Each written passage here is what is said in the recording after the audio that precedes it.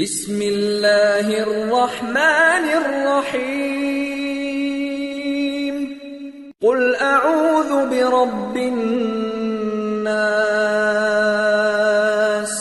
ملک الناس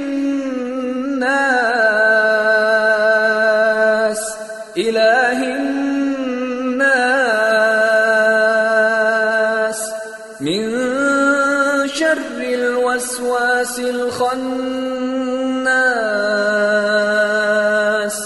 الذي يوسوس في صدور الناس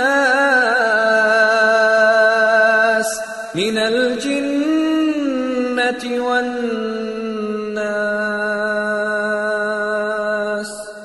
شروع اللہ کا نام لے کر جو بڑا مہربان نہایت رحم والا ہے۔